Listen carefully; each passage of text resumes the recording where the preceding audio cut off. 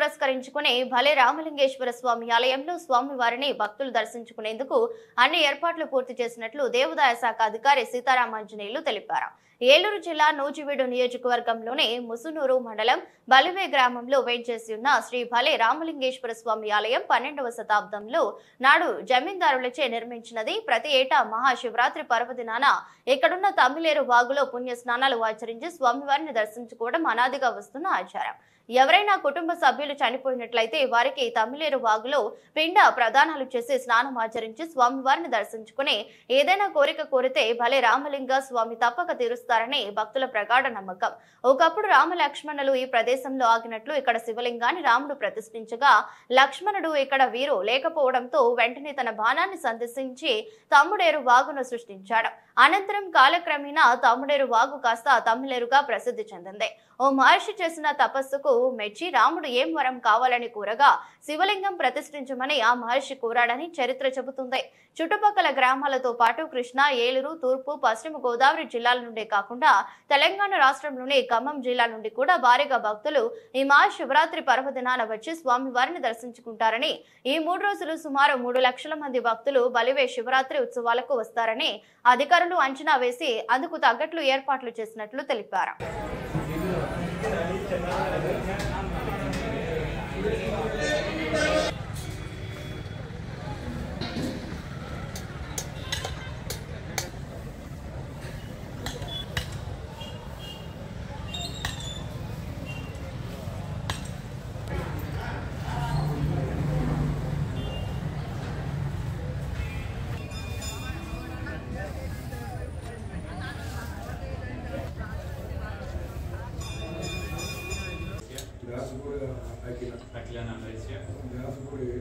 मंगलगिरी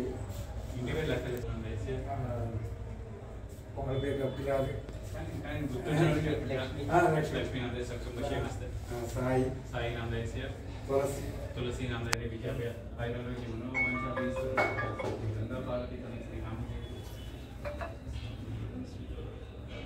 हिमांशु गोत्रोद्भवस्य भारद्वाज गोत्रोद्भवस्य सत्यनारायण मूर्ति नामदेवस्य श्रीलक्ष्मी नामदेवस्य पवन कुमार नामदेवस्य वेंकट नागतिक नामनी सह कुटुंबानां क्षेमस्थैर्यैश्वर्य भोगभाग्याब्धिरस्तु।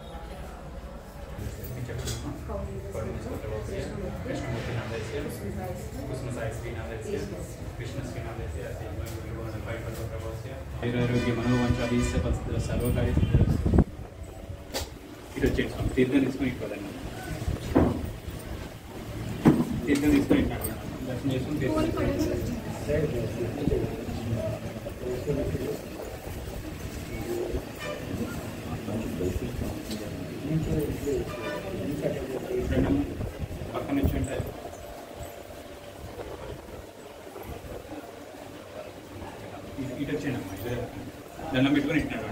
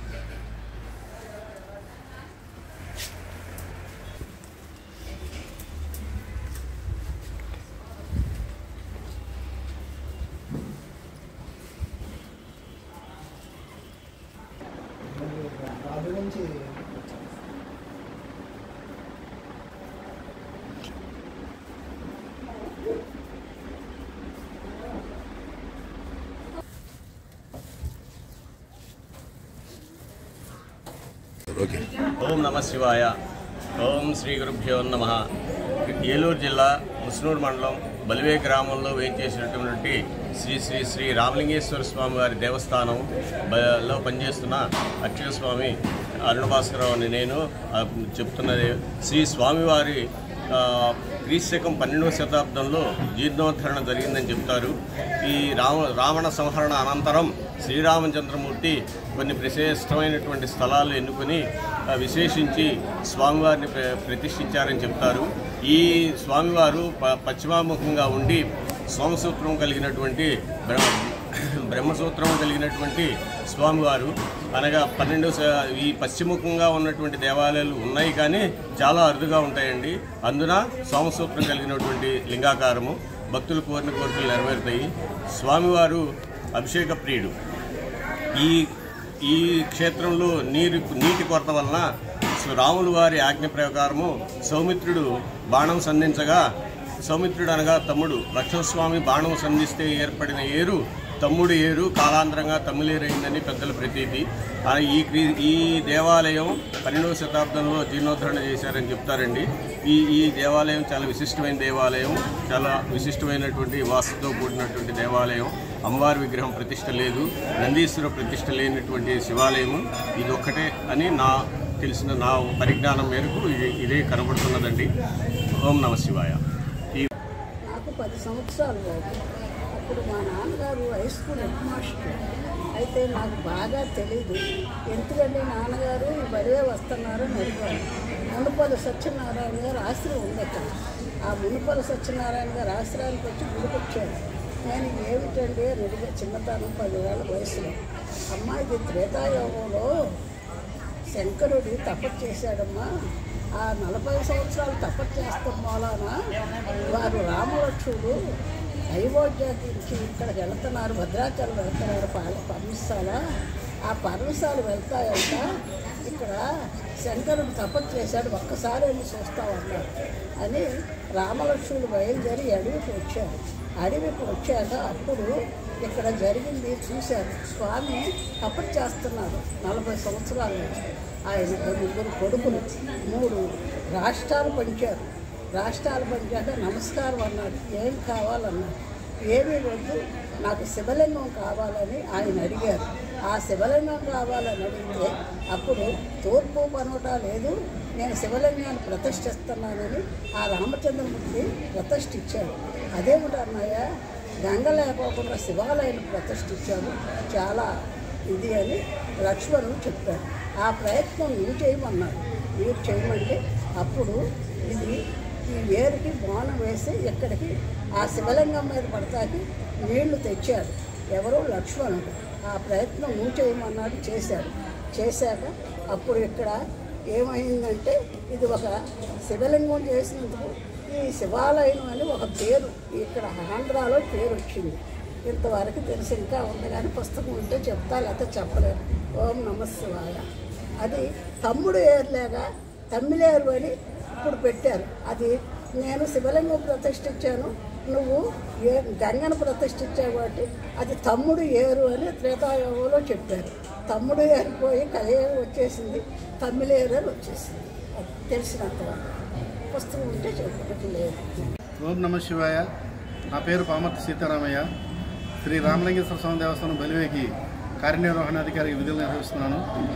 మనకి 23 నుంచి 28 వరకు జరిగే మహాశివరాత్రి సందర్భంగా భక్తులకి ఎటువంటి అసౌకర్యాలు కలగకుండా విస్తృతమైన ఏర్పాట్లు చేయడమైనది. మనకి రేపు 26వ తారీఖున మహాశివరాత్రి కనుక భక్తులు అధిక సంఖ్యలో వస్తారని చెప్పి, గతంలో కన్నా అధిక సంఖ్యలో వస్తారని చెప్పి మేము భావిస్తూ అన్ని ఏర్పాట్లు చేయడం జరిగింది. ప్రస్తుతం ఇప్పుడు మనకి ఎలాంటి భక్తులకి ప్రసాదాలకు కానీ ఈ స్థానాలకు కానీ ఎలాంటి అసౌకర్యం కలగకుండా 25,000 లడ్డూలు భక్తులకి లడ్డూ ప్రసాదం తయారు చేసి ఉంచాము. స్వామివారి ఇక్కడ శ్రీరామచంద్రుల వారి ప్రతిష్ఠ. ఇక్కడ శ్రీరామచంద్రుడు ప్రతిష్ఠ చేశాడు కనుక ఇక్కడ రామలింగేశ్వర స్వామి అని పిలుస్తారు. ఇక్కడ అమ్మవారు ఉండరండి, ఎందుకంటే ఓన్లీ స్వామివారిని ప్రతిష్ఠించారు. శ్రీరాముల వారు కూడా రావణ సంహారం అనంతరం బ్రహ్మహత్యా పాతకం చుట్టుకోకుండా ఉండాలని ఉద్దేశంతో స్వామివారు ఇటు వెళ్తూ 108 శివలింగాలను ప్రతిష్ఠ చేశారు. రాముల వారు ప్రతిష్ఠ చేసిన ప్రతి లింగాకారానికి రామలింగేశ్వరుడు అని పేరు వస్తుంది.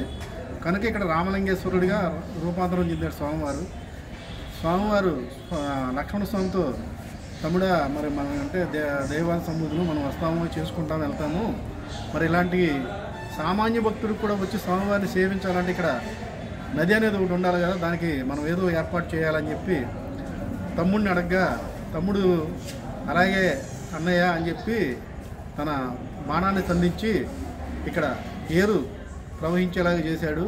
అదే తమ్మిలేరు. అది తమ్మిలేరు కాదు, దీని పేరు తమ్ముడు ఏరు. కాలక్రమం తమ్ముడేరల్లా తమ్మిలేరు కింద రూపాంతరం జరిగింది. మనం 26వ తారీఖున స్వామివారి కళ్యాణం 10 గంటలకు బీనయ్యి రాత్రి 12 అవుతుంది. 1 గంటకి స్వామివారి గ్రామోత్సవానికి వెళ్ళిపోతారు.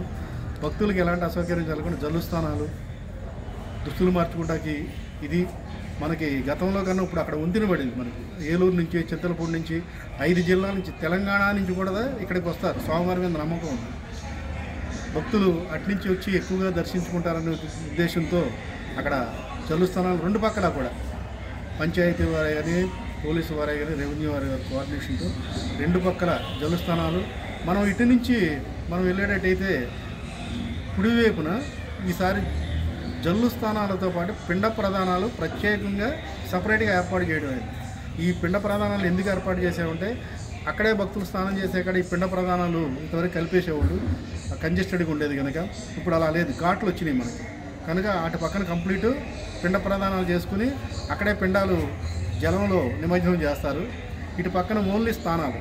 మేము భక్తులు కూడా కోరేది ఏంటంటే గతంలో జరిగిన కుంభమేళలో కానీ, తిరుపతిలో కానీ జరిగిన సంఘటనలు మేము దృష్టిలో పెట్టుకుని ఉన్నతాధికారులు వారి ఆదేశాలు, కలెక్టర్ గారు కానీ, మన ఎస్పీ గారు కానీ, ఐజీ గారే కానీ, మా సబ్ కలెక్టర్ గారు కానీ, జాయింట్ కలెక్టర్ గారు కానీ, మా డిపార్ట్మెంట్ ఆఫీషియల్స్ కానీ, మాకు వీసీల ద్వారా కానీ ప్రత్యక్షంగా ఇక్కడ మీటింగ్లు పెట్టిన దానివల్ల మాకు తెలియజేసింది ఏంటంటే భక్తుడికి ఎలాంటి అసౌకర్యం కలగకుండా అన్ని ఏర్పాట్లు చేయండి మీరు.